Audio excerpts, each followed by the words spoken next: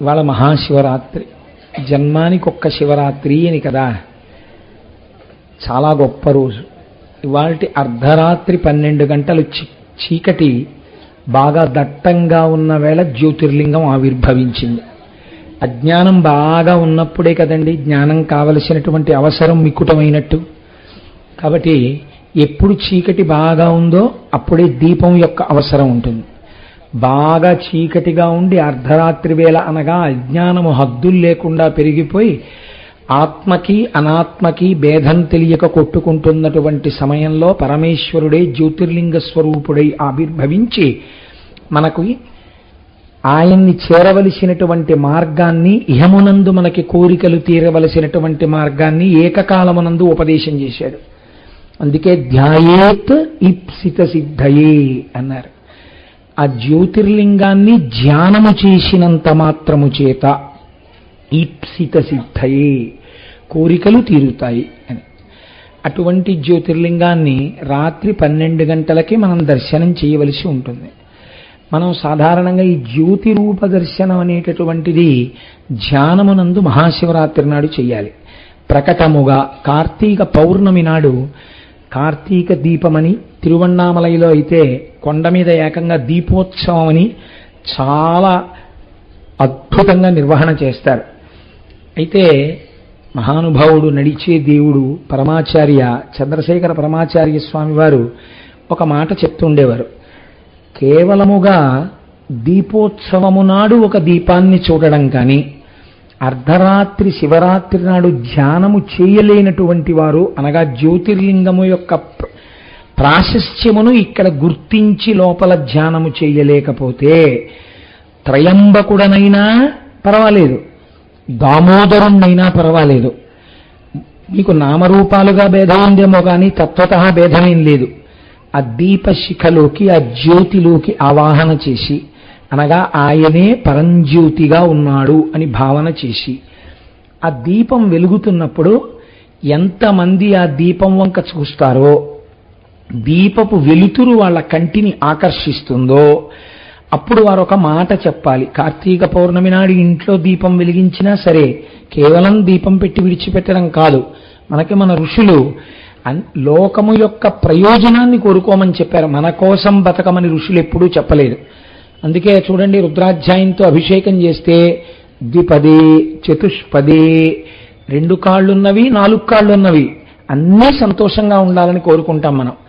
అలాగే ఇవాళ రాత్రి 12 గంటలకు ఈ దీపాలన్నీ ఆర్పేస్తారు.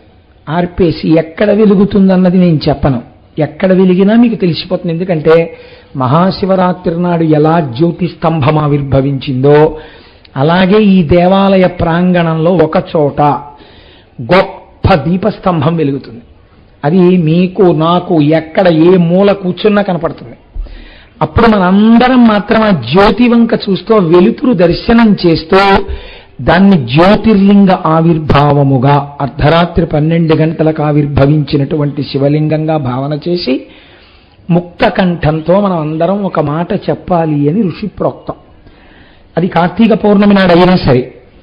ఏమి కీటాః పతంగాః మశకాశ్చ వృక్షాః జలే స్థలే ఏ నివసంతి జీవాః దృష్ట్వా ప్రదీపం న చ జన్మభాగినః భవంతి త్వం శ్వపచాహి విప్రాః.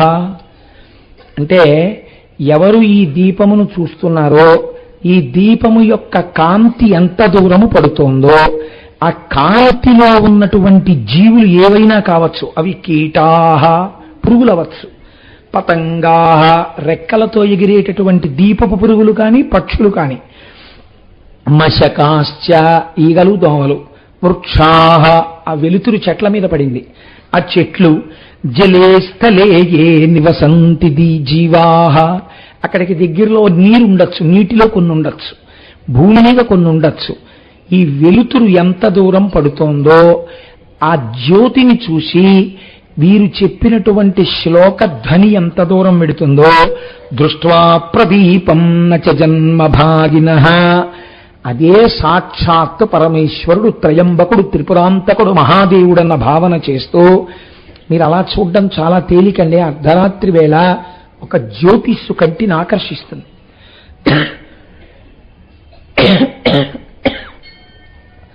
తొందరగా మనస్సు నిలబడుతుంది.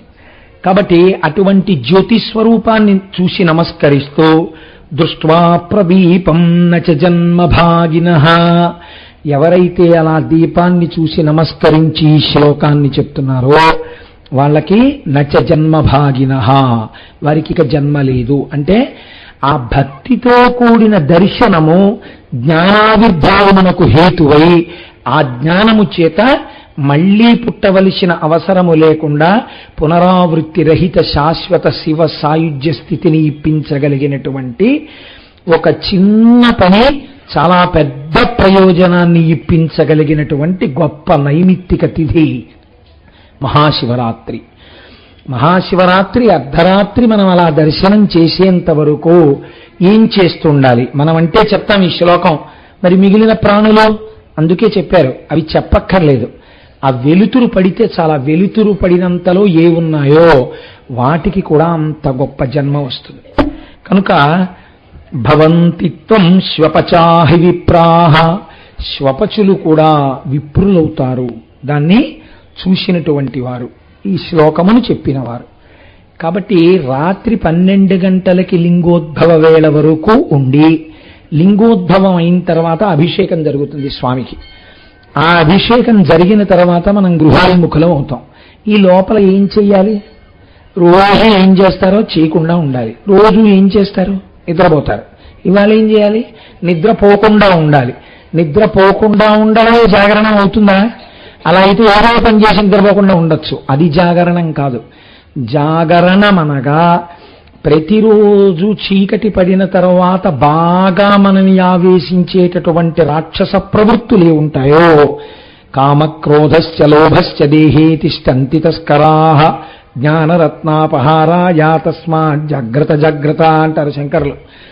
అవి మనస్సుని పట్టకుండా మనస్సుని ఈశ్వరాభిముఖం చెయ్యాలి. అలా నామం చెప్తూ ఉండండి అన్నాం అనుకోండి, నామం చెప్తూ కునుకుపాట్లు వస్తాయి. రోజు అలవాటు అయిపోయింది, పుట్టినప్పటి నుంచి అది ఉపాధికి అలవాటు పడుకుంటుంది. కాబట్టి ఇప్పుడు మనస్సు నిలబెట్టాలి. మనస్సు నిలబడడానికి శరీరము సహకరించాలి. కాబట్టి అత్యంత ఇష్టమైన విషయాన్నే భగవత్ సంబంధంగా మార్చాలి ఇవాళ. కాబట్టి ఇప్పుడు నేను వేదిక దిగిపోయిన తర్వాత, అంటే ఉపన్యాసం చెప్పవా అనుకోకండి, ఉపన్యాసం అయిపోయాక వేదిక దిగిపోగానే మీరెవ్వరూ లేచిపోకండి. అత్యద్భుతమైన కార్యక్రమం ఇవాళ రేపు మనది కాని ఒక సంప్రదాయంలో కొట్టుకుపోతూ అవే టీవీలు చూసినా అవే ఎక్కడ చూసినా అది తప్ప మనకి ఇంకో సంస్కారం లేనట్టుగా రోజులు వెళ్ళిపోతున్నాయి. కాబట్టి ఒక కొత్త ప్రక్రియ శివరాత్రి నాడు ప్రారంభించాలని అనుకున్నాం. ఇవాళ చిన్న చిన్న పిల్లలు ఆ వేదిక మీద కూర్చుంటారు, 2-3 టీమ్స్గా. వాళ్ళు అంతాక్షరి చేస్తారు. కానీ ఎలా ఉంటుందో తెలుసా అండి? ఒక్క భగవత్ సంబంధమైన కీర్తనలు మాత్రమే వాగ్గేయకారులవి. ఏ అక్షరం దగ్గర ఆపితే ఆ అక్షరం నుంచి వాగ్గేయకారుల యొక్క కీర్తనలు పాడాలి. అలా ఏ టీం అన్నా పాడలేకపోతే వాళ్ళకి మార్క్ ఉండదు. అది కొంతసేపు ఆ కార్యక్రమం జరుగుతుంది. తర్వాత మీరు నేను కూడా పొంగిపోవలసిన విషయం చూడండి. ఇప్పుడు వచ్చినటువంటి ఆ పిల్లవాడు అమెరికా నుంచి వచ్చాడు. అమెరికా నుంచి వచ్చి ఒంట్లో బాగుండకపోయినా ఉపన్యాసం వినడానికి వచ్చి పూలదండ వేసి 2 చెవులు పట్టుకొని ప్రవర చెప్పాడు అతను. అమెరికాలో ఉంటూ సంధ్యావందనం చేసుకుని ప్రతిరోజు ప్రవర చెప్పుకునే అలవాటు ఉన్నటువంటి కుటుంబం. అలాగే ఒక పిల్ల డాక్టర్ చదివి ఆశ్చర్యం ఏమిటంటే అమెరికాలో MBBS పూర్తి చేసుకుని MD సీట్ వచ్చింది ఆ అమ్మాయికి. రేపో మాపో అమెరికాలో పోస్ట్ గ్రాడ్యుయేషన్ చేసుకోవడానికి మళ్ళీ వెనక్కి వెళ్ళిపోతుంది ఆ అమ్మాయి. అమెరికా నుంచి వచ్చింది. ఇప్పుడు నాకు దండ వేసిన 2వ వారు ఉన్నారే శ్రీరామచంద్రమూర్తి గారు, వారి మనవరాలు ఏదో కొద్ది రోజులు తాతగారితో గడపడం కోసం వచ్చింది. నేను ఈ మధ్య కాలంలో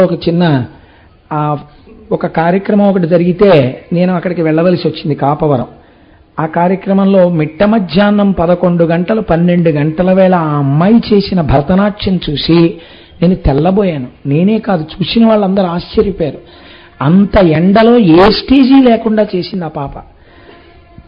ముచ్చట పడిపోయి అంత అమెరికాలో ఉంటూ మెడిసిన్ చదువుకుంటూ మనకి ఇంతుంటే అబ్బబ్బబ్బబ్బ ఎంత ఇదో, ఇంగ్లీష్ తప్ప అసలు తెలియలేని వాళ్ళలా ప్రవర్తిస్తుంటారు మన వాళ్ళు.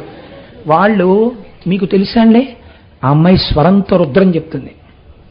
ఎన్ని నేర్చుకుందో ఆ పాప. పొంగిపోయి ఆ అమ్మాయిని అడిగాం, అమ్మా నువ్వు ఎలాగో భారతదేశం వచ్చావు కదా.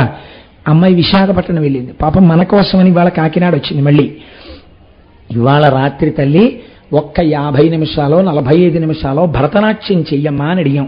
అడిగితే ఆ పాప విశాఖపట్నం నుంచి వచ్చింది. ఈ ప్రోగ్రాం అయిపోగానే ఆ పాప భరతనాట్యం చేస్తుంది. తదనంతరం గంధర్వగానం చెయ్యగలిగినటువంటి మహాభక్తురాలు పెద్దాడ సూర్యకుమారి గారు చక్కటి కీర్తనలు చేస్తారు. తదనంతరం శివతాండవం ఉంటుంది. లోకేష్ శర్మ గారు శివతాండవానంతరం 12 అవుతుండగా లైట్లు ఆరిపోయి ప్రాంగణంలో ఎక్కడో జ్యోతిర్లింగం వెలుగుతుంది. అది కదండి జాగరణం అంటే, మనస్సు ఈశ్వరుడి సముఖంలో ఉండడం. జ్యోతిర్లింగం వెలిగిన తర్వాత మళ్ళీ మీ అందరితో నేను ఈ శ్లోకం చెప్పించి నమస్కారం చేయిస్తాను. ఆ శ్లోకం గుర్తుపెట్టుకోండి. చక్కగా ప్రతి కార్తీక పౌర్ణమి నాడు విజ్ఞాపన చేస్తూ ఉండండి ఇంట్లో. అలా మనం ఇవాళ చాలా అందమైనటువంటి జాగరణ చెయ్యబోతున్నాం. ఇక ఇవాల్టి ఉపన్యాసానికి సంబంధించినంత వరకు సాక్షాత్ పరమేశ్వరుడు పార్వతీదేవితో మాట్లాడుతూ ఒకనాడు ఒక మాట అన్నాడు. పార్వతీ, నన్ను ఎందరో స్తోత్రం చేశారు. నన్ను స్తోత్రం చెయ్యని వాళ్ళు లోకంలో ఉండడం అసంభవం కదా. అందరూ స్తోత్రం చేసిన వారే. కానీ ఒక ప్రత్యేకమైన సందర్భంలో నా గురించి ఒక స్తోత్రం జరిగింది. నన్ను కొంతమంది వచ్చి స్తుతి చేశారు. ఆ చేయబడినటువంటి స్తుతిలో ఒక్క శ్లోకం కాని, ఆ శ్లోకం రాకపోతే అర్ధశ్లోకం కాని, అర్ధశ్లోకం కూడా రాకపోతే ఒక్క పాదం కాని, ఒక పాదం కూడా రాకపోతే ఒక్క మాట కాని, ఒక మాట కూడా రాకపోతే ఆ రోజున అది వినడం కాని చేసినటువంటి వాళ్ళకి నేను నా అనుగ్రహాన్ని వర్షిస్తానని చెప్పాడు. అటువంటి స్థితిని మహానుభావుడు పోతన గారు వీరభద్ర విజయంలో చెప్పారు ఈ విషయాలు. కాబట్టి ఇవాల్టి రోజున అంత మహోత్కృష్టమైనదేదో శివుణ్ణి ప్రతిరోజు మనం ఏ రూపంతో చూడవచ్చని మనకి వేదం చెప్తోందో ఆ విషయాన్ని మీకు నేను విజ్ఞాపన చెయ్యబోతున్నాను. ఉపోద్ఘాతం కొత్తది, విషయం మీరు విన్నది. కాబట్టి చూడండి, ఒకానొకప్పుడు దేవతలు దానవులు క్షీరసాగర మథనం చేశారు. అమృతోత్పాదనం చెయ్యాలి అని. అమృతాన్ని కానీ సృజించగలిగితే దాన్ని తాగి చిరంజీవులు కావాలని వాళ్ళ కోరిక. కాబట్టి మందర పర్వతాన్ని తీసుకెళ్లి పాలసముద్రంలో దించారు. దానికి వాసుకి అనబడేటటువంటి పావుని చుట్టారు. దేవతలు పట్టుకున్నారు, దానవులు పట్టుకున్నారు. పట్టుకుని దాన్ని తిప్పుతున్నారు.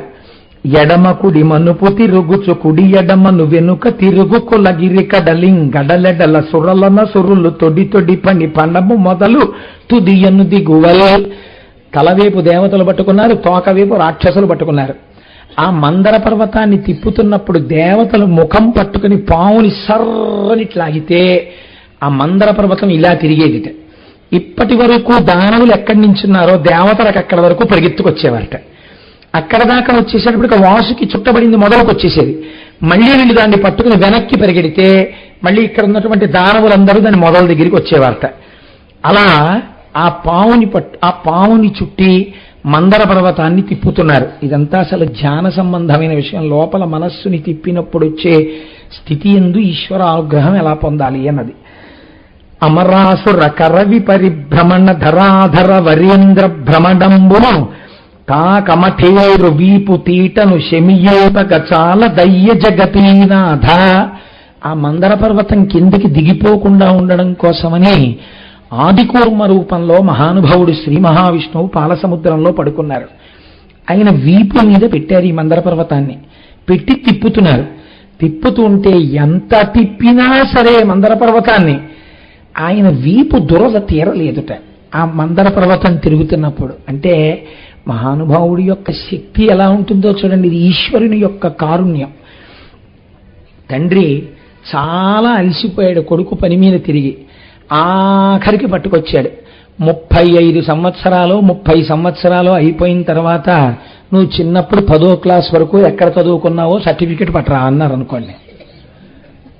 30 సంవత్సరాలు సర్వీస్ అయిపోయిన తర్వాత ఆ ఉద్యోగస్తుడు ఎప్పుడో 40 ఏళ్ల క్రితం ఏ స్కూల్లో చదువుకున్నాడో సర్టిఫికెట్ తెమ్మంటే అప్పటికి ప్రమోషన్లు అన్నీ వచ్చి ఆయన ఎక్కడో ఆంధ్రదేశంలో ఏమోలో ఉన్నాడు.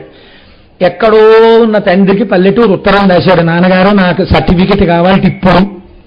కొత్త కొత్త ఆలోచనలు వస్తుంటాయి కదా మన వాళ్ళకి.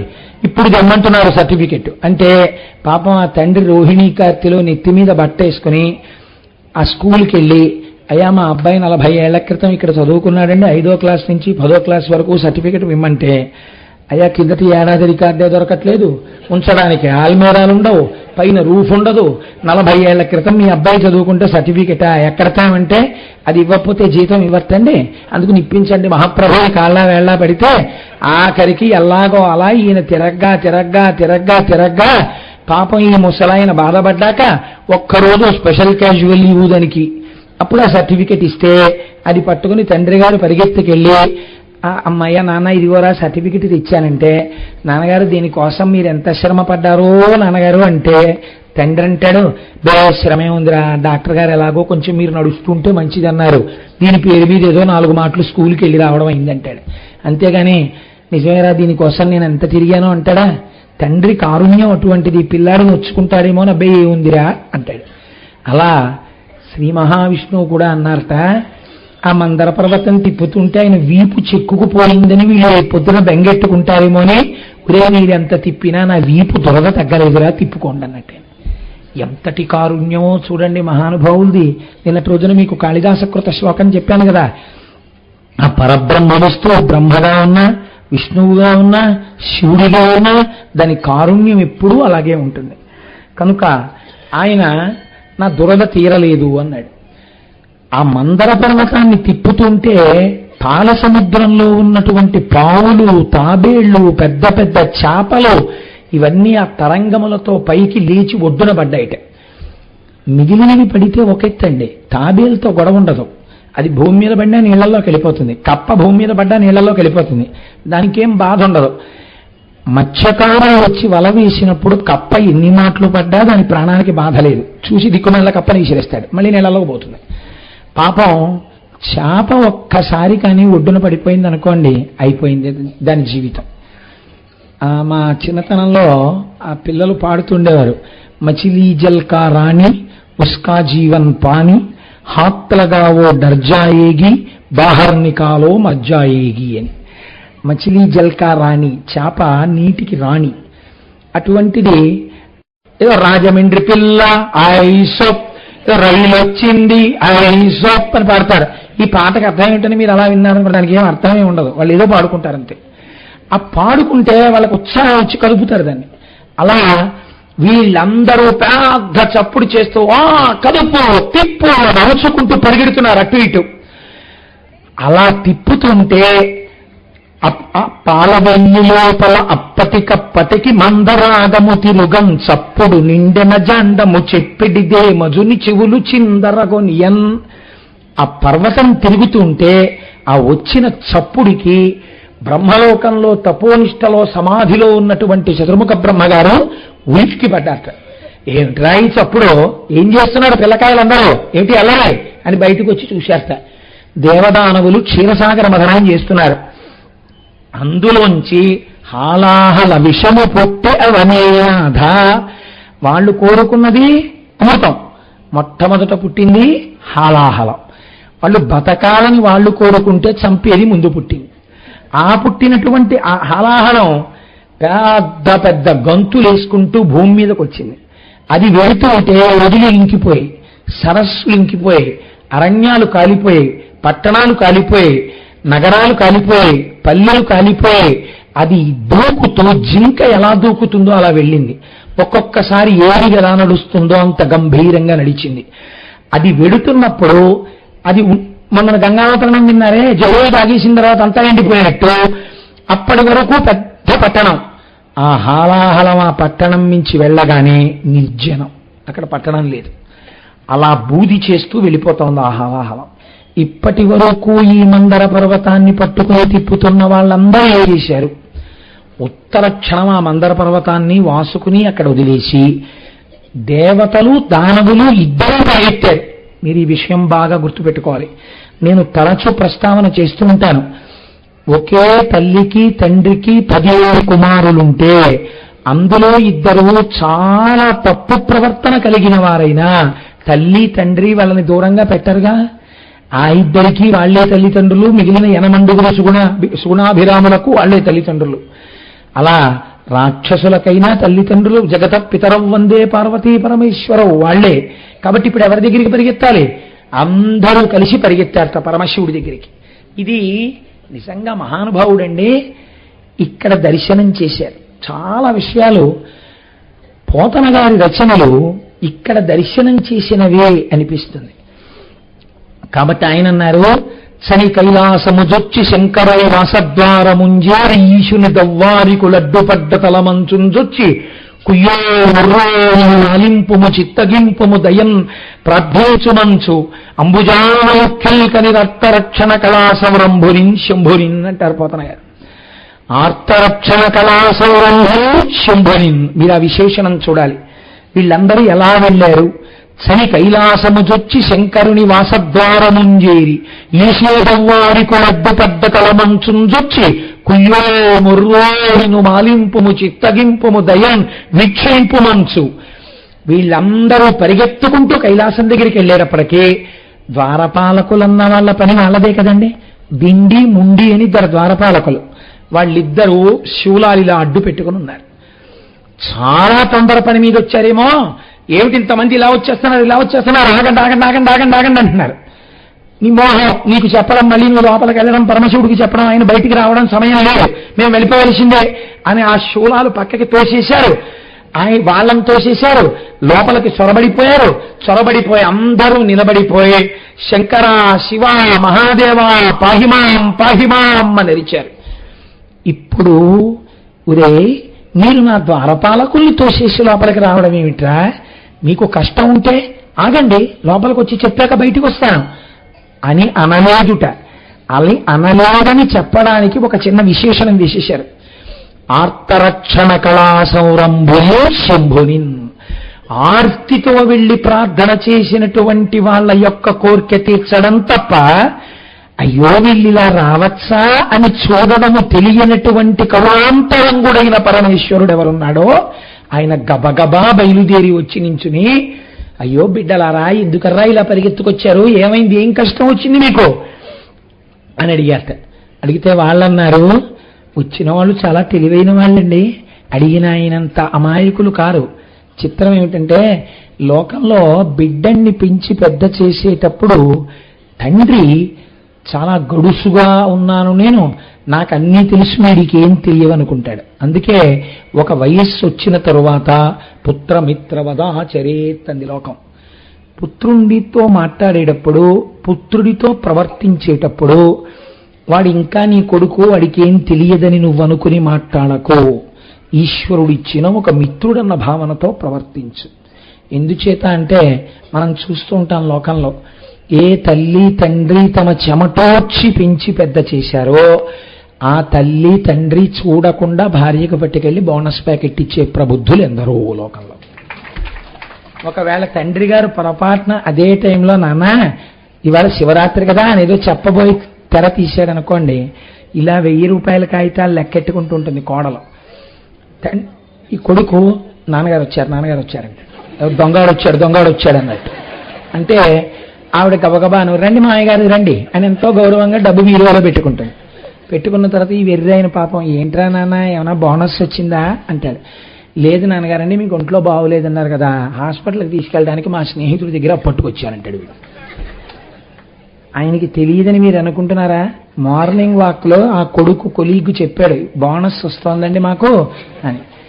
కొడుకు ఈ మాట అంటే నువ్వు అబద్ధం ఆడుతున్నావు తండ్రి అండవు. వాడు చూడకుండా ఓ మూలకెళ్ళి ఉత్తరీయంతో కళ్ళొత్తుకుంటాడు. ఇంత కష్టపడి పెంచి పెద్ద చేశాను, ఆ డబ్బు నీ తినేస్తానా, ఎందుకు అబద్ధం, నాన్నగారు బోనస్ వచ్చిందంటే నేను సంతోషించనా, ఇంతే లోకం అనుకుంటాడు. కానీ వదిలేస్తాడు అనుకుంటున్నారా కొడుకుని? వదలడు. ఇదే ధూర్తుడు బయటికి వచ్చి నాన్నగారండి ఏదో చెప్పాలనుకుంటున్నారు, మీరు చిన్నప్పటి నుంచి మాకు మంచి విషయాలు చెప్పేవాళ్ళు, ఇవాళ శివరాత్రి ఏమిటి ఏమన్నా చెప్తారా చెప్పండి అంటాడు. వినీష్ పాటించేసిన వాళ్ళగా. అలా ఆయనకి తెలియదే అనుకుంటున్నారా? లోకంలో ఒక సామెత ఉంది, 3వ కంటి వాడికి తెలియకుండా చేసేశానంటుంటారు. 3వ కంటి వాడికి తెలియకుండా అని అనకూడదు అసలు. 3వ కంటి వాడికి తెలియకుండా మీరేమీ చేయలేరు. అవి సూర్య చంద్ర అగ్నిహోత్రముల నేత్రములు. ఆయన ఎప్పుడూ అన్నిటినీ చూస్తూనే ఉంటాడు. మూడో కంటి వాడికి తెలియకుండా మీరేమో చెయ్యలేరు. మూడో కంటికి తెలియకుండా అంటే మీ రెండు కళ్ళు తప్పి ఇంకో కన్ను చూడకూడదు. అంటే అవతల వాళ్ళు ఓ కంటితో కూడా చూడకుండా పనిచేయమని చెప్పడానికి మూడో కంటికి కనపడకుండా అంటారు. అది మూడో కంటి వాడికి తెలియకుండా అయింది. మూడో కంటి వాడికి తెలియకుండా అనేటప్పటికీ మహాపాపమై కూర్చుంటుంది. కాబట్టి ఇప్పుడు చూడండి, శంకరుడికి తెలియదని మీరు అనుకుంటున్నారా? వీళ్ళు చేసినవి ఆయనకు అన్నీ తెలుసున్న ఆయన పెద్దరికం ఏమిటంటే, ఇదిగో తండ్రి, ఆయన ఎప్పుడూ లోకాలకి తండ్రి.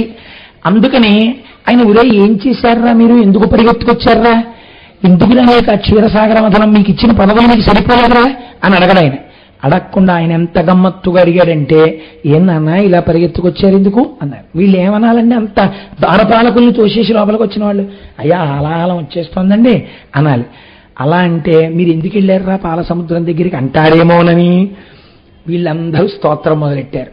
భూతేశ భూతాత్మ భూతభావన రూప దేవ మహాదేవ దేవ వంద్య, ఈ లోకములకెల్ల ఈశ్వరుండవు నీవు, బంధమోక్షములకు ప్రభుడ నీవు, ఆర్త శరీరోడవ గురుడవు నిన్ను కోరి భజేతులు కుశలమతులు, శక్తియుతుడవీవు శబ్దయోనివీవు జగదంతరాత్మవీవు అని ఆయన దగ్గరికి వెళ్ళి ఏం చెప్పమంటావు మహానుభావ, భూతాత్మ భూతేశ భూతభావన రూప దేవ మహాదేవ దేవ వంద్య, ఈశ్వర అంతటా నిండిపోయిన వాడవు నువ్వు, నీకు తెలియందే ఉంటుంది, నువ్వు దేవతలందరి చేత నమస్కరింపబడేటటువంటి వాడివి, ఈ లోకములకెల్ల ఈశ్వరుడవు నీవు, బంధమోక్షములకు ప్రభవీవు, ఈ లోకములకంతటికీ ఈశ్వరుడవు నువ్వు, నీ ఆజ్ఞకి ఎదురు లేదు తండ్రి, బంధమైనా వల్లే వస్తుంది, మోక్షమైనా వల్లే వస్తుంది, బంధమోక్షములకు ప్రభుడవీవు, ఆర్త శరణ్యుండవగు గురుండవు ఎన్ను కోరి భజంతురు కుశలమతులు, రక్షణ కావాలనుకున్న వాళ్ళు కోరి కోరి కోరి కోరి నీ పాదములను పట్టి నిన్ను స్తోత్రం చేస్తారు. నీ వలన తప్ప రక్షణ ఎక్కడి నుంచి కలుగుతుంది తండ్రి? ఇవాల్టి రోజున మాకు కూడా ఒక ఆపద వచ్చింది, నువ్వు శక్తియుతుడవీవు, నీకు ఈ లోకంలో సాధించలేదన్నది లేదు. ఎందుకని? ఆదిశక్తి నీ వామార్ధభాగమునందు చేరి ఉంది. శక్తియుతుడవీవు శబ్దయావు జగదంతరాత్మవీవు, ఈ జగత్తుకంతటికి అంతరాత్మవి నువ్వే తండ్రి. ప్రాణమయ అఖిలమునకును, ఈ లోకమునకు ఎంత పెద్ద శరీరం ఉన్నా ఇంత ప్రాణిని ఎలా దాన్ని నిలబెడుతుందో అలా ఎంత పెద్ద బ్రహ్మాండం ఉన్నట్టు కనపడుతున్నా దానికి నీవే ప్రాణమయ్యున్నావు. కాబట్టి ఈశ్వర నీవు మమ్మల్ని రక్షించాలి. నువ్వు మా ఎదురుగుండా ఇవాళ సాకార రూపంలో ఇలా కనపడుతున్నావు, కానీ నిజంగా ఇదాని రూపం అగ్ని ముఖము పరాపరాత్మకమాత్మ, కాలంబు గతి రత్నగర్భ పదము, శ్వసనంబు నీయుర్పురసనజలేషుండు దిశలు కర్ణంబులు దివల్లాభి, సూర్యుండు కందులు శుక్లంబు సలిలంబు జఠరంబు జలధులు చదలశరము, సర్వోంశధులు వమచయము శల్యంబు లద్రులు మానసమృతకరుండు, చందములు ధాతువులు ధర్మసమితి హృదయము, ఆస్య పంచకముపనిషదాహ్వయంబు అయిన నీరూపు సదసత్వమై శివాఖ్యయై స్వయం జ్యోతి అయ్యొప్పు ఆద్యమగుచు అన్నారు వాళ్ళు. ఇప్పుడు ఈశ్వరుణ్ణి తత్వస్వరూపంగా చెప్పారు. ఈశ్వర అగ్ని నీ ముఖం, నువ్వు అడుగు తీసి అడుగు వేస్తే కాలం, ఈ సమస్త బ్రహ్మాండమంతటా కూడా నీవే నుండి నిబిడీకృతమైపోయి ఉన్నావు. ఉదయగ్రావము పానవట్టము అభిషేకో తత్ప్రవాహంబు వార్ధి, ధరీద్వాంతము ధూపధూమము జలద్దీప ప్రభారాశి కౌముది, తారానివహంబులద్భుత సుమంబులుగా తమోదూత సఖ్యతమై సీత గభస్తి బింబ శివలింగం బొప్పే ప్రాచీదిశన్ అంటాడు కాళహస్తీశ్వర మహాత్యంలో దూర్జటి. అలా అంతటా విడివిడీకృతమైపోయిన వాడివి తండ్రి నువ్వే. అటువంటి వాడివి మూడోర్తులకు ముడులోకములకు ముడు కాలములకు మూలమగుచు, భేదమగుచు తుదిక భేదమయ్యొప్పారు బ్రహ్మణగా నీ విఫలమయ్యన. ఒక గొప్ప విషయాన్ని చెప్తున్నారండి. మూడోర్తులకు ముడులోకములకు ముడు కాలములకు మూలమగుచు. ఈశ్వర మూడుగా కనపడేటటువంటి మూడు మూర్తులు నువ్వే. నీవే సృష్టికర్తగా బ్రహ్మగా ఉంటావు, స్థితికర్తగా విష్ణువుగా ఉంటావు, ప్రళయకర్తగా రుద్రుడిగా ఉంటావు. శ్రీ శివ అని రాస్తున్నప్పుడు అదే శ్రీరామ అన్న భావన కూడా ఉండాలి. అంతేగాని మేము శ్రీ శివ రాస్తున్నామండి, మేము రామకోట రాయలేకపోయామంటే నేను బెంగపెట్టుకోక్కర్లేదు. రామకోట రాస్తున్నప్పుడు శ్రీరామ అని రాయడమే శ్రీ శివ అని రాయడం కూడా అన్న అభేద బుద్ధి కలగాలి. అంతేకాని కనబడిన వాటన్నిటినీ భేదబుద్ధితో చూడకూడదు. అది కాబట్టి మూడు మూర్తులకు లోకములకు మూడు కాలములకు లగుచు, మూడు మూర్తులుగా కనపడేవాడినే నువ్వే. మూడు లోకములకు, పైన ఉండే లోకాలు భూలోకం, కింద లోకం, ఈ లోకాలుగా ఉండేవాడివి నువ్వే. మూడు కాలములకు, భూతకాలం వెళ్ళిపోయిన కాలం నువ్వే, రాబోయే కాలం నువ్వే, నడుస్తున్న కాలం నువ్వే. మూడు కాలములకు మూలరగుచు భేదమగుచు, ముందు భేదంలా మూడున్నట్టుగా కనబడతావు. ఎప్పుడు నీ అనుగ్రహం కలిగిందో, ఎప్పుడు నీ పాలనేత్రానుగ్రహం కలిగిందో, అజ్ఞానము మాకు కలిగిందో, ఆనాడు భేదమగుచు తుది కభేదమయ్యొప్పాడు. ఆఖరికి ఉన్నదొక్కటే, ఏకస్త్వమేవ బహుధా భవభాసి లోకే నిశ్శంకధీర్వృషభకేతన మల్లినాథ. ఉన్న ఒక్క పదార్థమే ఇన్నిగా ప్రకాశిస్తోందనేటటువంటి జ్ఞానం నాకు కలిగించేటటువంటి ఓ ఈశ్వర నీకు నమస్కారం. సకల ప్రపంచమునకు గురుభర నిర్వాహకుడవగుట చేసి నిరిచనదోరం. ఓ తండ్రి, ఈ సమస్త ప్రపంచం కూడా నీ కడుపులో ఉంది. అటువంటి వాడవైనటువంటి నేను ఇక్కడ ఉన్నటువంటి చతుర్ముఖ బ్రహ్మగారైనా, 4 ముఖాలున్నవాడైనా స్తోత్రం చెయ్యడం సాధ్యం అవుతుందా? నిన్ను స్తోత్రం చెయ్యలేరు. మరి ఎందుకు వచ్చారు మీరందరూ అంటావేమో. బాహుశక్తిన్ సురాసురుల్సని అప్పాలవెల్లి మదింప హాలాహలంబుచే ఏరి కలాహలై భువనంబు కోలాహలంబు చేసే చిచ్చులాదకొని ప్రాణి సందోహం బ్రతికింపవే దయదహినింపగనీశ్వరా అన్నారు. అయ్యా, నువ్వు మాలో పంచభూతములుగా నువ్వే ఉంటే, నువ్వే మాలో శక్తిగా ఉంటే మేమేం చేశాం? నువ్విచ్చిన ఆయుర్దాయం చాలదని, నువ్విచ్చిన పదవులు సరిపోవని, చిరంజీవిత్వాన్ని పొందాలని భుజశక్తిని, బాహుబలాన్ని నమ్ముకుని పాలసముద్రంలో మందర పర్వతాన్ని పెట్టి చిలికాం. అమృతం పుడుతుందని ఆశపడ్డాం. అమృతం పుట్టలేదు, మొదట హాలాహలం పుట్టింది. అది చిచ్చు, అగ్నిహోత్రం. అది వచ్చేస్తోంది వెనకాతల తరువుకుంటూ. ఈశ్వరా, ఈ లోకములకన్నిటికీ పెద్దవాడివి కదా, ఈశ్వరుడివి కదా, నీ మాట ఏది మాత్రం కాదనగలదు. అందుకని మీరు దాన్ని పుచ్చేసుకోండి అన్నారు. చిచ్చు లాగమంగొని నువ్వు పుచ్చేసుకుంటే ప్రాణి సందోహమన్ బ్రతికింపవే. ఈ ప్రాణి సందోహాలన్నింటినీ నువ్వు బతికించు. దయదోరింపగనీశ్వరా, మా మీద దయని కృపచేయి. ఎందుకు తాగాలి అని అడగద్దు. మా మీద దయతో నిర్హేతుక కృప. దానికి ఎందుకు కారణం ఉండక్కర్లేదు, మేము తప్పు చేయడమే కారణం. ఇదొక చమత్కారమైన మాట సుమండి శాస్త్రంలో. ఒక ఆయన అడిగాడు అమ్మవారిని, ఒక చమత్కారమైన మాట అడిగాడు. నేను అన్నీ పొందడానికి పూర్ణుడనైతే, అన్నీ పొందడానికి అర్హుడనైతే నీ దయ వర్షించడానికి అవకాశం ఎక్కడుందమ్మా? ఏమీ లేనిటువంటి చెడు ప్రవర్తన ఉన్నవాణ్ణి నేను కాబట్టే నా మీద దయ వర్షించి నన్ను బాగు చేసుకో అన్నాడు. ఇదో చమత్కార ధోరణి. మీకు శరణాగతి ఎందు 2 ప్రకాశిస్తాయండి. మిమ్మల్ని మీరు ఉద్ధరించుకోలేని స్థితి, ఉద్ధరించగలిగిన ఈశ్వరుడు యొక్క దయ ఏకకాలమునందు ప్రకాశిస్తాయి. కాబట్టి ఇప్పుడు వాళ్ళు తమ తప్పొప్పుకుని శరణాగతి చేస్తున్నారు. ఈశ్వరా, దయచూడు, మమ్మల్ని రక్షించు, మేము పొరపాటే చేశాం, అందుకే నేనే అంటలేదు వాళ్ళు. బాహుశక్తిన్, ఈ బాహువులకున్న శక్తి నమ్ముకుని వెళ్ళాం, మాకు పరాభవం జరిగింది. కాబట్టి శంకర, లంపట మోహోడిమిపను సంపద కృపచేయ జయము సంపాదింపన్ సంపడి వారి వధింపను సొంపారగదికి చెల్లు సోమార్థధరా. ఏమి పద్యాలండి, అమృత గుళికలు. వాళ్ళు అన్నారు, లంపట మోయివారింపను సంపద కృపచేయ జయము సంపాదింపన్. మనం చూడండి, ఓ మాట అంటుంటాం, ఏమండే ఆ శివరాత్రి నాడు పూజకి రాలేదేమండి అన్నాం అనుకో. ఏం చెప్పమంటారు, లంపటం. ఇంట్లో ఆ రోజునే మనవడికి స్పెషల్ క్లాసు. ఏం చేస్తాను, కొడుకు కోడలు ఊరు వెళ్తున్నాం, ఏదో శ్రీశైలం వెళ్తున్నాం, అత్తయ్య గారు మీరు చూసుకోండి అని వెళ్ళారు. ఆ పిల్లాడికి వేళ పట్టున ఏదో నాయన టిఫిన్ కాఫీ పెట్టాలి కదా, రాలేకపోయినా చాలా బాగుందని చెప్పుకుంటున్నారు. నేను ఏం చేయను, ఏమనుకోకేం రాలేదని అంటే నేను అనుకోవడం ఎందుకు, మీరు రాకపోతే నేను ఎందుకండి అనుకోవడం.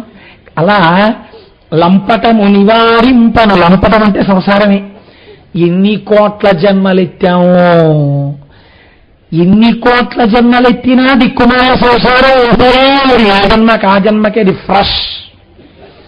చక్క భార్య పిల్లలు, పందికి లేనేమిటి, దానికి ఉన్నాయి భార్య పిల్లలు.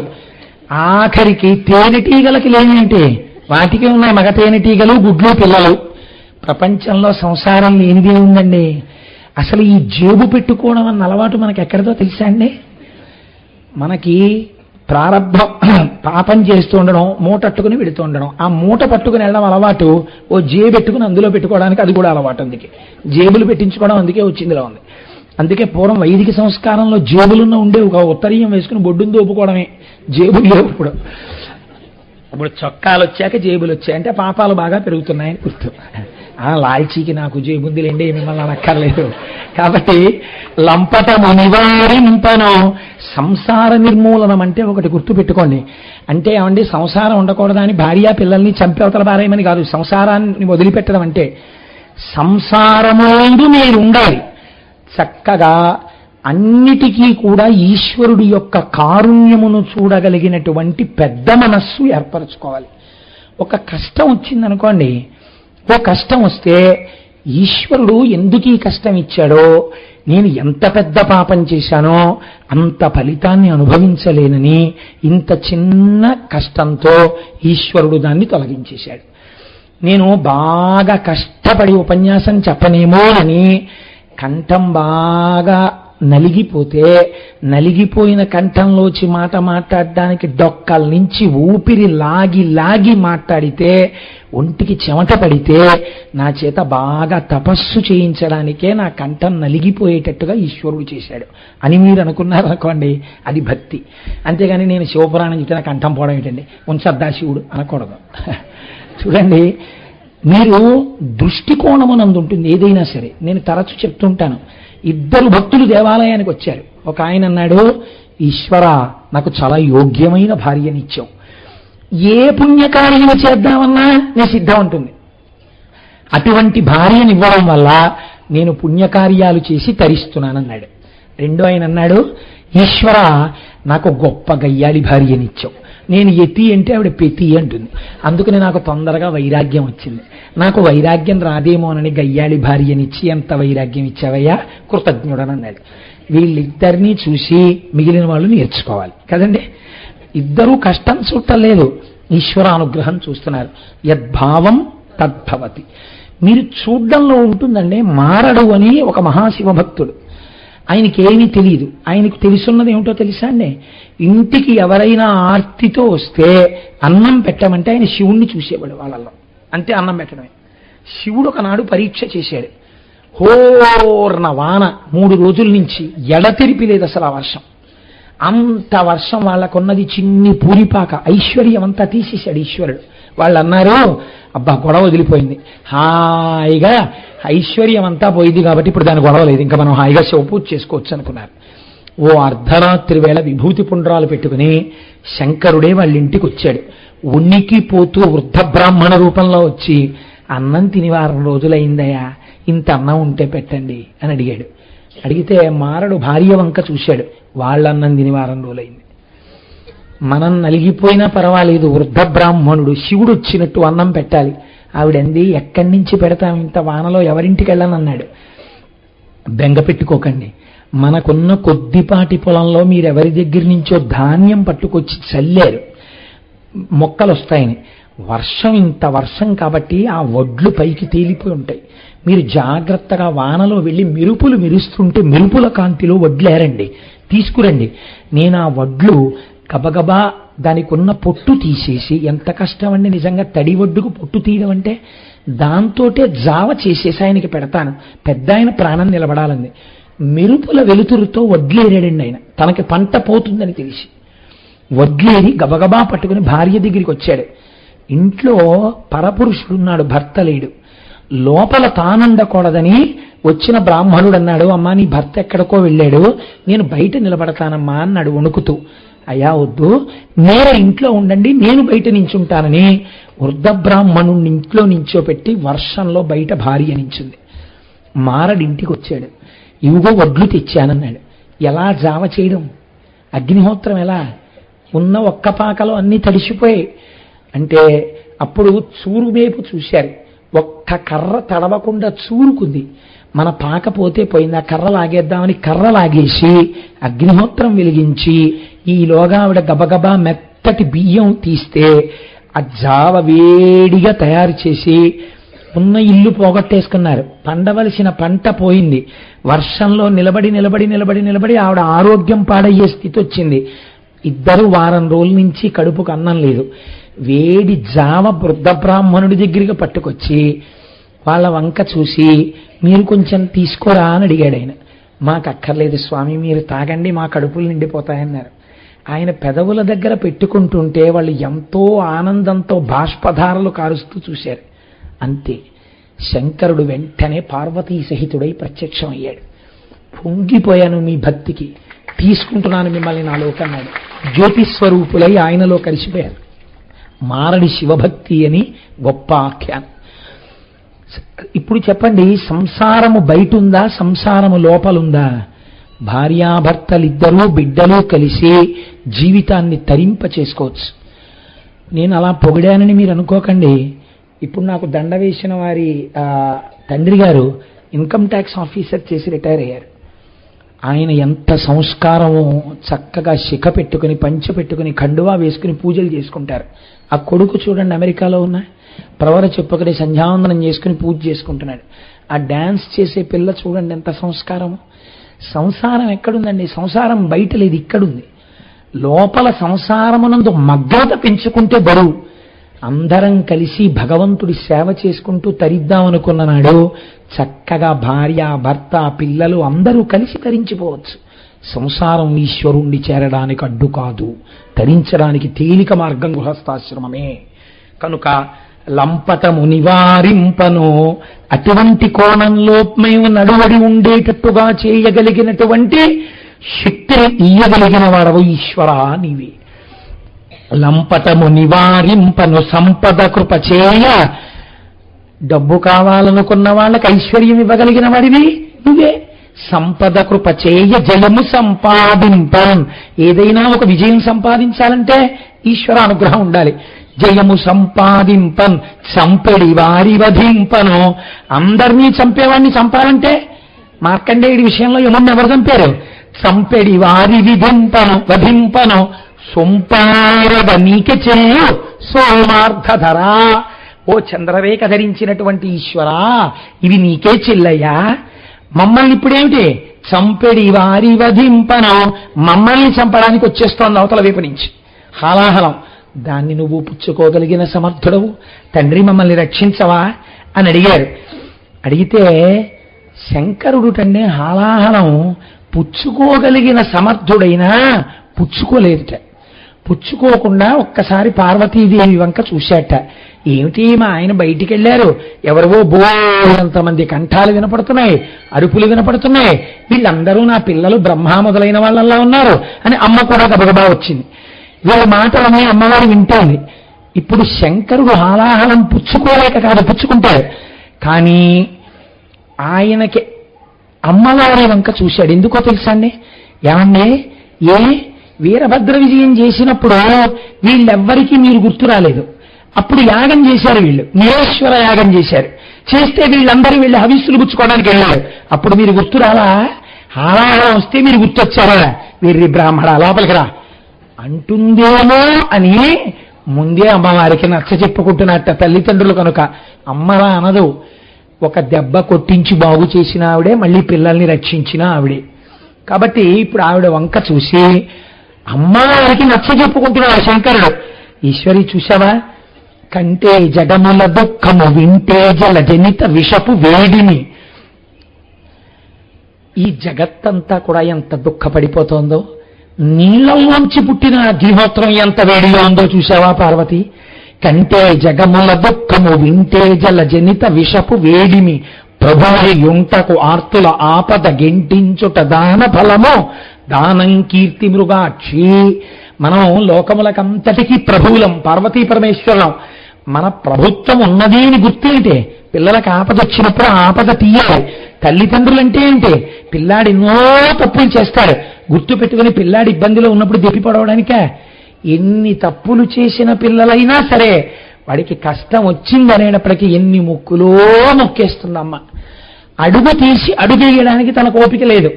కానీ పిల్లాడికి ఏదైనా ఇబ్బంది వచ్చిందనేటప్పటికీ అయ్యా నీ ఆలయానికి 101 ప్రదక్షిణాలు చేస్తాను, 7 ఉపవాసాలు ఉంటాను, ఎన్ని గుర్తొస్తే అన్ని మొక్కులు. ఎందుకు ఈ మొక్కులు అంటే పిల్లల మీద ఉన్న ప్రేమ. మరి మన ఇద్దరం తల్లిదండ్రులం కదా, పిల్లలందరూ ఏడుస్తున్నారు కదా, వాళ్ళ కష్టం మనం గట్టెక్కించద్దా పార్వతి? చూడండి ఆయన హృదయం, ఇది శంకరుడంటే. కాబట్టి హరిమది ఆనందించిన హరినాక్షి జగంబులెల్లయానందించున్ హరియో జగమును వచ్చక గర్వము వారించుటొప్పు కమలదలాక్షి. ఇదొక చమత్కారం అండో ఈ లోకంలో.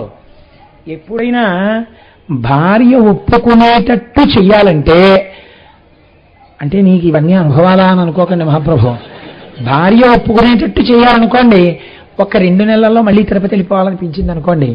పాపం మీ నాన్నగారు ఎప్పటి నుంచో తిరుపతి వెళ్దామంటున్నారు, కాబట్టి మనందరం కలిసి మళ్ళీ తిరుపతి వెళ్దాం, ఒక్కసారి పెద్దవారు అయిపోతున్నారు కదా, ఆయన కూడా మళ్ళీ ఎండలు అవి వచ్చేస్తే తట్టుకోలేరు, అందుకని ఒక 2 నెలల్లో తిరుపతి వెళ్ళొచ్చేద్దాం, రిజర్వేషన్లు చేయించేస్తాను అంటే, పాపం నిజమే మా నాన్నగారు పెద్దవారు అయిపోతున్నారు, ఎండలు వచ్చేస్తున్నాయి, రాగలరా, సరే చేయించేయండి అంటుంది. ఇంకా అన్నాక మొక్కు, ఏమన్నా 2 నెలల్లో అంటే మళ్ళీ డబ్బులు అవి అందామంటే తిరుపతి సరే అండి ఊరుకుంటుంది. పుట్టింటి వైపు నుంచి నరుక్కొచ్చి భార్యని అనిపించడం తేలిక. కాబట్టి ఈయన చూడండి ఎంత గమ్మత్తుగా చెప్పాడు.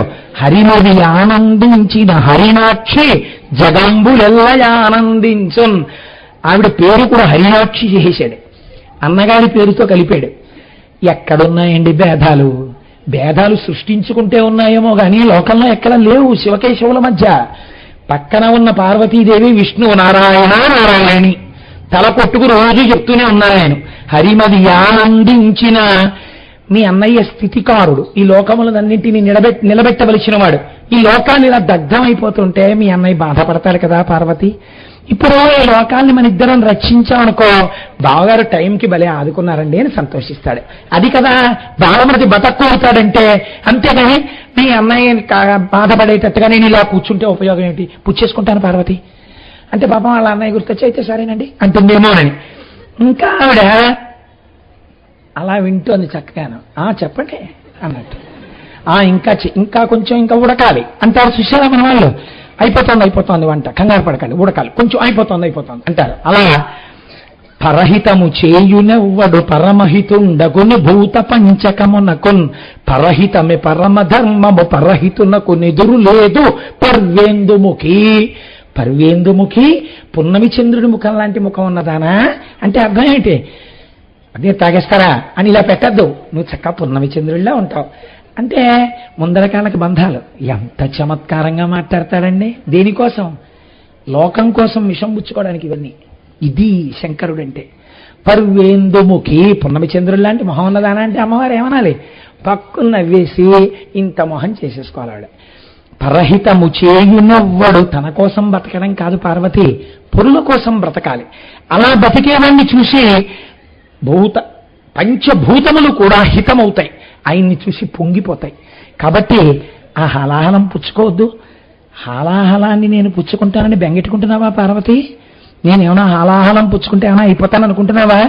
శిక్షింతు హాలాహలమును భక్షింతును మధుర సూక్ష్మఫల రసోక్రియం రక్షింతు ప్రాణికోట్లను వీక్షింపిము నీవు నేడువిక చాబ్జముఖి. బాగా విచ్చుకున్న పద్మం లాంటి ముఖం ఉన్న పార్వతి హలాహలం పుచ్చుకుంటే ఏమైనా అయిపోతాను అనుకుంటున్నావా? ఏమవుతుందో తెలుసా? ఎందుకో ఎలా ఏం చేస్తాననుకుంటున్నావు? శిక్షింతు హాలాహలమును, ఆ హాలాహలాన్ని శిక్షిస్తాను. భక్షింతును మధుర సూక్ష్మఫల రసము క్రియన్. ఓ కిస్మిస్ పండు చేతిలో పెట్టుకుని అలా నోట్లో పడేసుకుంటాను పార్వతి ఏమనుకుంటున్నావు? రక్షింతు ప్రాణికోట్లను, రక్షణ చేస్తాను ప్రాణికోట్లను. ఎక్కడ తమోగుణం అండి శివుడికి? లోకరక్షణ చేసేవాడికి తమోగుణం ఏంటి? బుద్ధిహీన గుణాన్ని ఈశ్వరమూర్తులకు ఆపాదించడం గాని. రక్షింతు ప్రాణికోట్ల వీక్షింపుము నీవు నేడు వికటాబ్జముఖి. చూడు చక్కగా, అమ్మో ఆయన వెళ్ళిపోతున్నారు బాబాయ్, విషం పుచ్చేసుకుంటున్నారు బాబాయ్, ఏమైపోతుందో అని ఇలా ఇలా ఇలా ఏమండి పుచ్చేసుకున్నాక నాకు చెప్పండి, అలా పక్కకి తిరిగిపోవాలి, అవి ఏం వద్దు, చక్కగా అలా లైవ్ టెలికాస్ట్ చూసినట్టు చూడు, ఎలా పుచ్చేసుకుంటానో చూడు. పార్వతి అంటే ఆవిడెందుట మీ ఇష్టం వచ్చినట్టు చేసేయండి. ఇక్కడే నేను తరచు చెప్తుంటాను అనుకోండి, నాకు ఎంత ఇష్టమో ఆ ఘట్టం. శుకుడు వింటున్నాడు భాగవతం. పరీక్షిత్తుని చూసి అన్నాడు, ఆగండి ఆగండి ఆగండి ఆగండి, నేను ఇప్పటి వరకు మీరు చెప్తుంటే అడ్డుపడలేదు కానీ నిత్యాయ త్రిగుణాత్మనే పురజితే కాత్యాయని శ్రేయసే సత్యాయాద్య కుటుంబిని మునిమన ప్రత్యక్ష చిన్మూర్తయే. అమ్మా నీలో ఉన్నదమ్మా తల్లి ఆ సర్వమంగళ దేవత. అమ్మా నీకు ఐదోతనం ఎలా పూర్ణంగా ఉందో అలా నన్ను కూడా ఐదోతనంతో ఉంచు. భారతీయ సంప్రదాయంలో స్త్రీ కోరినటువంటి కోరిక లాంటి కోరిక ఈ ప్రపంచ పటం మొత్తం మీద ఏ స్త్రీ కోరదండి. ఒక్క సనాతన ధర్మంలో ఉన్న ఆడదే ఒక్క కోరిక కోరుతుంది. ఏమిటో తెలుసా అండి? ఎవరూ కూడా ఇంకోళ్ళకన్నా ముందు నేను చచ్చిపోవాలనరు. మనస్ఫూర్తిగా అటువంటి కోరిక 2 సార్లు ఆడది కోరుతుంది. తను వృద్ధురాలైపోయాక ఆయన చేతుల మీద వెళ్ళిపోవాలండి పసుపు కుంకాలతో అంటుంది. అంతేకాని బతికుండి ప్రయోజనం ఏమిటండి? ఆయన చేతుల మీద పసుపు కుంకాలతో వెళ్ళిపోతే చాలంటుంది. రెండోది చూడండి, తన బిడ్డడికి అనారోగ్యం వస్తే నాన్న నా ఆయుర్దాయం కూడా నువ్వే పోసేసుకుని బతుకు నాన్న అంటుంది. తల్లిగా బిడ్డడికి భర్త చేతుల్లో పసుపు కుంకాలతో వెళ్ళిపోవాలని కోరగలిగిన విశాల హృదయం ఉన్నటువంటి స్త్రీ ఈ గడ్డ మీద పుట్టింది.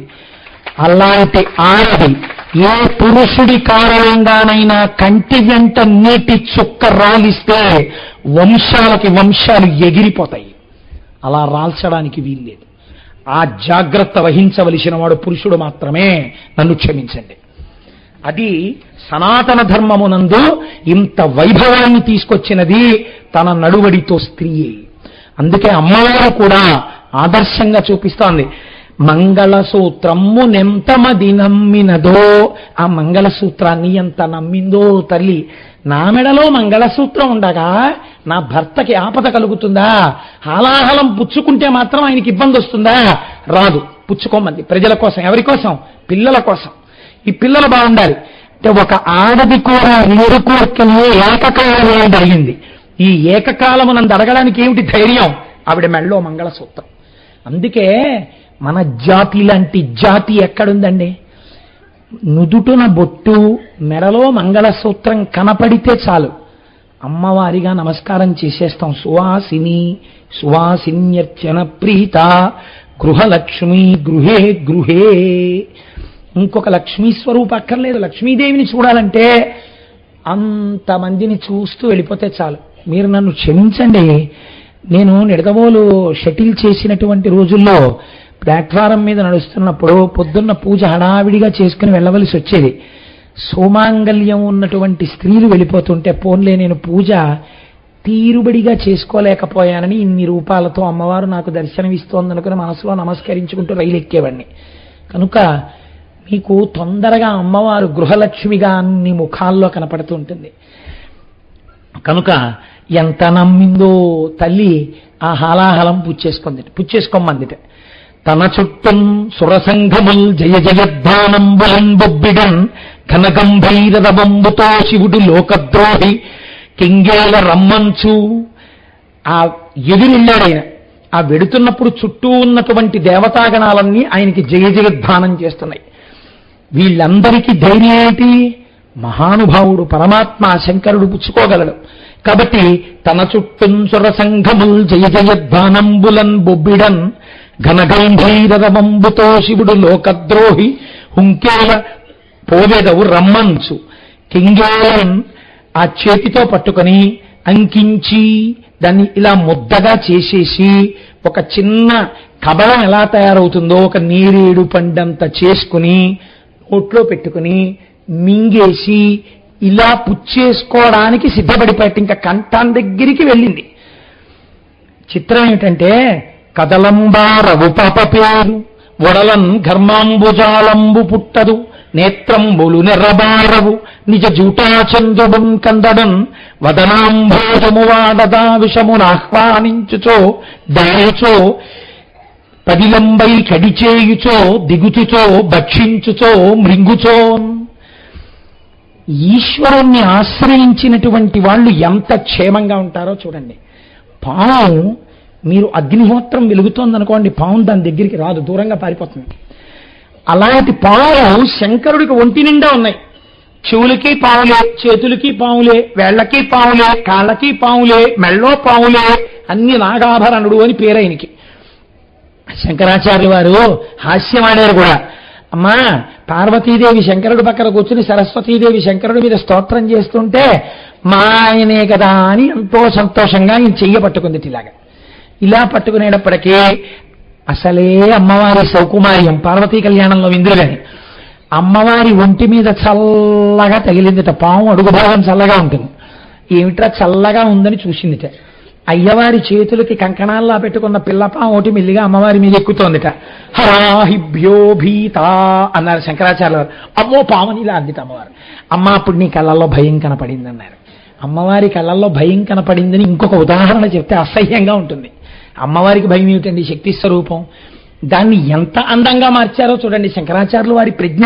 హరాహిభ్యో భీత అని సౌందర్యలహరిలో అంటారు. అలా ఒంటి నిండా పావులకి అగ్నిహోత్రం అంటే భయం. ఈయనేమో వెళ్ళి ఆ అగ్నిహోత్రాన్ని ఇలా పట్టుకుని ఆ విషయాన్ని ముద్ద చేస్తున్నాడు. చేస్తుంటే ఈ పాములు పిల్లపాము కూడా భయపడలేదు, అలా బాగా పడగెత్తి చూసిందిట. ఆయనటో పెద్ద అగ్నిహోత్రం, దీనికే పరిగెత్తారు మీ అందరూ అని. ఎందుకని అదే అంటారు చూడండి, కదలంబారవు పాప పేరు. పోతన గారికి ముందు అదే గుర్తొచ్చింది. అయ్యయ్యో, అసలు ఆ పావుల వరసల్లో పిల్లపాము కూడా లేదు అగ్నిహోత్రం అని ఇలా విధులు చేసుకుని ఏదో దీపోదామని చూడలేదట. కొంచెం బాగా తలెత్తి ఇలా చూసాయట. ఏమంటో దీనికా వీళ్ళందరూ పరిగెత్తారు. శివుణ్ణి ఆశ్రయించుద్ది ఆ పాము. సహజంగా అగ్నిహోత్రం చూసి భయపడవలసి వచ్చినా శివుణ్ణి ఆశ్రయించుండి భయం లేదు దానికి. కదలంబారవ పాప పేరు నిజ జూటా చంద్రుడు కందడు. చంద్రుడు చల్లటి వాడు, అగ్నిహోత్రం తగిలితే కందిపోవాలి. అటువంటి వాడు ఇంత అగ్నిహోత్రం చేతిలో ఇలా పట్టుకుంటే సెగ తగలాలి కదండి ఆయనకి. అయ్యి బాబా ఏమన్నా వేడి వేడి వేడి అనాలి. ఆయనట కందన కూడా కందలేదు. కాబట్టి కదలంబారవు పాప పేరు నిజ జూటా చంద్రుడు కందడు వదనాంభోజము వాడదు. ఎంత గొప్ప ఉపమానం అండి. పూని మీరు ఇలా పట్టుకుని అగ్నిహోత్రం దగ్గర పెట్టారనుకోండి, అది అసలు ఆలోచించడానికి అసహ్యంగా ఉంటుందనుకోండి. ఆ విషయం వెంటనే ఇలా ముకులించుకుపోయి ఆ రేకులు వాడి వత్తలైపోతాయి. అలాంటి ముఖం శంకరుడిది, పద్మం లాంటి ముఖం. ఆ హాలాహలాన్ని ఇలా నోటి దగ్గర పెట్టుకుంటుంటే కనీసం వాడలేదుట ఆ ముఖం. సముద్రాలు ఇంకిపోయాయి దాని దెబ్బకి, కానీ ఈయన ముఖం మాత్రం వాడలేదుట. వదనాంభోజము వాడదా విషమున ఆహ్వానించుచో దాయుచో పదిలంబై కడిచేయుచో దిగుచుచో భక్షించుచో మృంగుచో. ఎదురెళ్ళినప్పుడు కాని, పట్టుకున్నప్పుడు కాని, ముద్ద చేసినప్పుడు కాని, నోట్లో పెట్టుకున్నప్పుడు కాని, మింగుతున్నప్పుడు కాని ఆయనకు అసలు ఏ కందరవుతాయన అలా చేసి గుటుక్కన మింగబోయారట. ఇక్కడ దాకా కంఠంలోకి వెళ్ళిందిట. మీరు ఆలోచించండి, ఏదైనా ఒక చిన్న పండైనా సరే బయటికి వదలకుండా కడుపులోకి వెళ్లకుండా కంఠంలో పెట్టుకుని ఉండాలంటే ఎంత కష్టంగా ఉంటుందో. ఇక్కడ దాకా వెళ్ళిన తర్వాత ఆయన అనుకున్నారట, ఉదరము లోకంబులకును సదనంబగు టెరిగి శివుడు చటుల విషాగ్నిన్ కుదురుకొనే కంఠబిలమున పదిలంబుగా నిలిపే సూక్ష్మ ఫలరసము క్రియన్. అయ్యయ్యో, నేను కానీ కడుపులోకి ఈ విషయాన్ని వదిలేస్తే కడుపులో కొన్ని లోకాలున్నాయి, ఈ లోకాలు కాలిపోతాయో ఏమిటో. పైకి వదిలేస్తే ఈ లోకం కాలిపోతుంది. పైన కొన్ని లోకాలున్నాయి, కాబట్టి దీన్ని ఎక్కడికి వదలకుండా ఉంచుతానని ఆ కంఠంలో పెట్టేసుకున్నట్ట. ఈ కంఠంలో పెట్టేసుకుంటే హరుడు గలమునందు హాలాహలము నింప.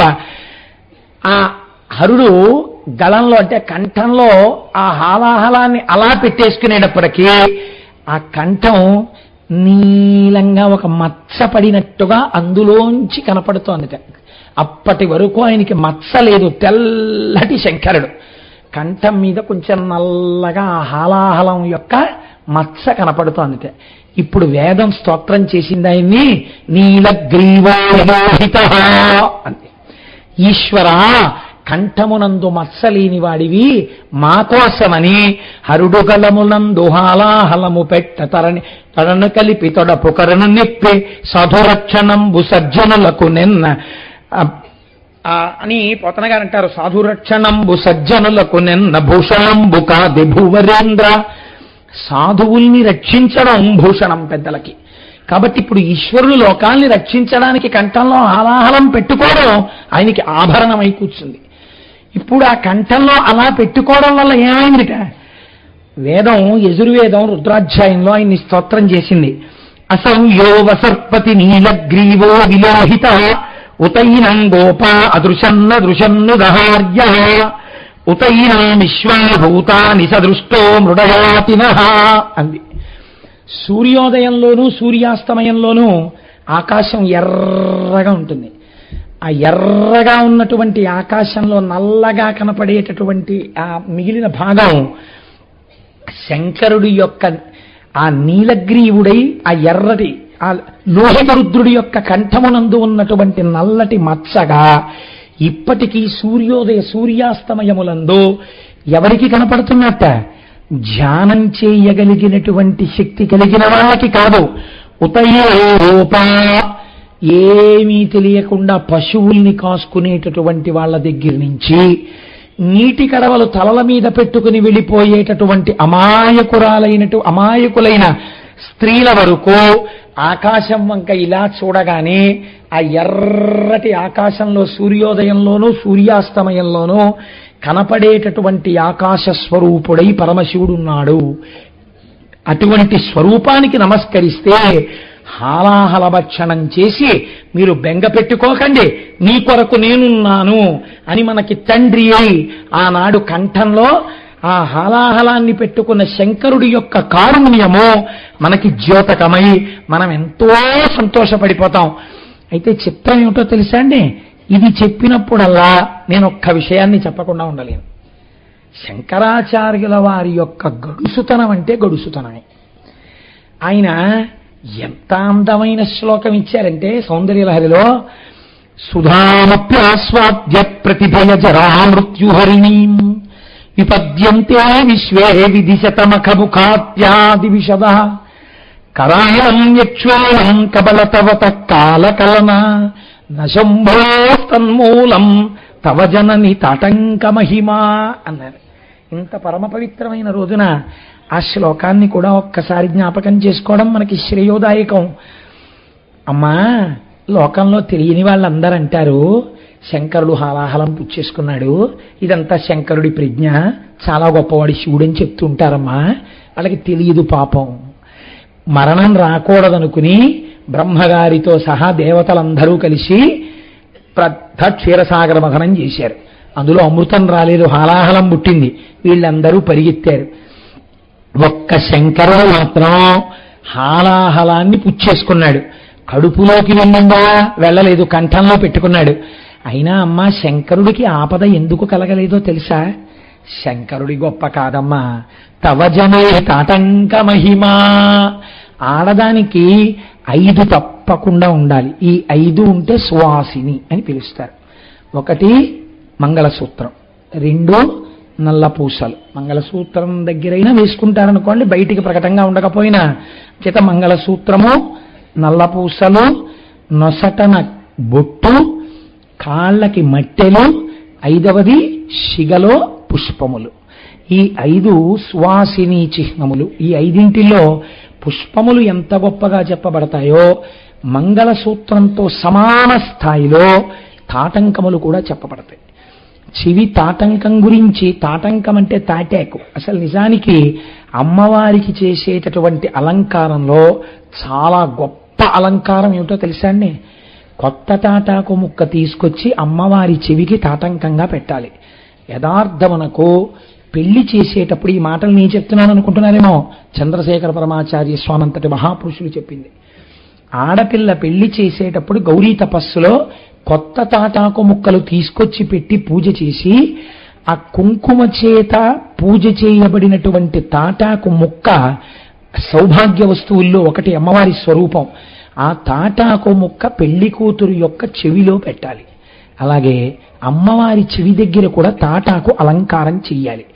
చేస్తే ఆడపిల్ల యొక్క 5వ తరానికి లోటు ఉండదు.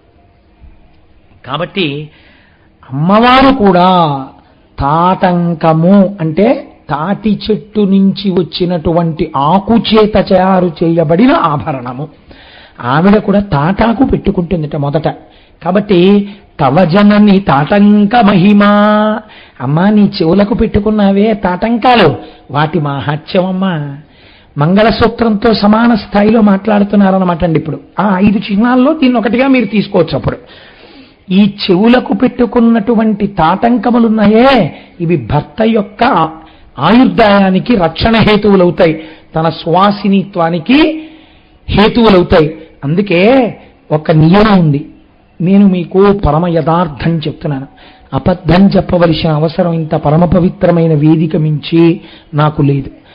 మీరు చూడండి, ఎట్టి పరిస్థితులలో కూడా సువాసిని భర్త ఇంట్లో ఉండగా చెవులకున్న తాటంకములను తీసేసి తాటంకములు లేనటువంటి ఆభరణరహితమైన చెవులతో భర్తకి కనపడరాదు. ఎట్టి పరిస్థితులలో కనపడకూడదు. అలాగా అది చాలా దోషభూయిష్టమైనటువంటి విషయం. ఎప్పుడైనా తప్పక చెవులకున్నటువంటి ఆభరణాల్ని తీయవలసి వస్తే పసుపు తాడు కట్టుకుని మంగళసూత్రం పెరిగేదని మాత్రమే మాట మాట్లాడి ఎలా ఇస్తారో అలా కొత్త తాటాకు తెచ్చుకుని చెవిలో పెట్టుకుని అప్పుడు తాటంకం తీయాలి. చెవి ఆభరణం తీసి కడుక్కోవడం కానీ ఏదైనా చేయవలసి వస్తే చేసి మళ్ళీ తాటంకం పెట్టుకోవాలి తప్ప చెవి ఆభరణము తీసి భర్తకి కనపడితే దాని వలన లేనిపోని ఇబ్బందులు వస్తాయి. అలా ఎప్పుడూ కనపడరాదు. సనాతన ధర్మమునందు పుట్టి సనాతన ధర్మం పట్ల చాలా ప్రేమ కలిగి భక్తి కలిగినటువంటి తల్లులు మీరు నోరు పాటిస్తే రేపు మీ పిల్లలకు అలవాటు అవుతుంది. కాబట్టి చక్కగా మీరు ఆ అలవాటు చేసుకోండి. శంకర భగవత్పాదులంతటి వారు ఈ విషయంలో తవ జనని తాటంక మహిమా, అమ్మా నీ తాటంక మాహాత్యం అమ్మా. శంకరుడు హాలాహలాన్ని ముచ్చుకున్నా కూడా హాయిగా ఉండగలిగాడమ్మా అన్నారు. అయితే పోతన గారు అన్నారు, భాగవతంలో కాదండి, వీరభద్ర విజయం రచన చేసినప్పుడు ఈ హాలాహల భక్షణం గురించి ఒక రోజున పార్వతీదేవికి పరమేశ్వరుడు మళ్ళీ చెప్పవలసి వచ్చింది. ఒక సందర్భంలో ఆ సందర్భంలో ఆయన మళ్ళీ చెప్పాడు. మళ్ళీ చెప్పి ఒక మాట చెప్పాడు. ఇవాళ పార్వతీ నీకు ఎందుకు చెప్పానో తెలుసా? ఈ హాలాహల భక్షణ కదా, నీకు ఇవాళ చెప్పడంలో ఒక రహస్యం ఉంది. ఇప్పటి వరకు ప్రపంచంలో ఒక్క విషయమే తెలుసు. ఏమిటి ఆ విషయం? హాలాహల భక్షణ కదా హేలాగతి విన్న వ్రాయనలమి పటింపన్ వ్యాళానల వృశ్చికముల పాడైంచడ రెత్తి జనులు భయ విరహితులై. హాలాహల భక్షణ కథ చదివినా వినా అటువంటి వాళ్ళకి తేళ్లు జిర్రిలు పావులు కరవవు అని ఫలశ్రుతి ఉంది లోకంలో. కాబట్టి హాలాహల భక్షణ కథ దానికోసం వింటుంటారు. కానీ పార్వతి, ఒక రహస్యం నీకు ఇవ్వాల నేను చెప్తున్నాను. కరమొప్పై నీలకంఠస్తవంబులో అబలయేక శ్లోకమైన చాలు. ఈ హాలాహల భక్షణ కథలో నా కంఠము నీలముగా అవడానికి కారణమైనటువంటి హాలాహలం భక్షణం అన్నది జరగడానికి దేవతలు వచ్చి నన్ను చేసినటువంటి స్తోత్రంలోంచి ఒక్క శ్లోకం కాని ఒక్క పద్యం కాని నోటికి వచ్చినా కరమొప్పై నీలకంఠస్తవంబులో అబల అర్ధ శ్లోకమైన చాలు. ఒకవేళ ఒక శ్లోకం అంతా మేము నేర్చుకోలేమండి, ఒక పద్యం అంతా మాకు రాదంటే కనీసంలో కనీసం ఈ హాలాహల భక్షణ సమయమునందు దేవతలు చేసిన స్తోత్రంలో ఉన్న పద్యాలలోంచి ఒక 2 పాదాలు నేర్చుకున్నా కరమొప్పై నీలకంఠస్తవంబులో అబల ఏక పాదమైన చాలు. 2 పాదాలు కూడా నేను చదవలేనండి అంటే పార్వతి, దేవతలు నన్ను చేసిన స్తోత్రంలో పద్యాల్లో ఏదో ఒక్క పాదం నోటికొచ్చినా చాలు. కరముప్పై నీలకంఠస్తవంబులో అబలకించిన్మాత్రమైన చాలు. ఒకవేళ పార్వతి అది కూడా మాకు రాదంటే కనీసంలో కనీసం ఒక్క మాట అందులోంచి నీలకంఠ అన్న మాట వస్తే చాలు.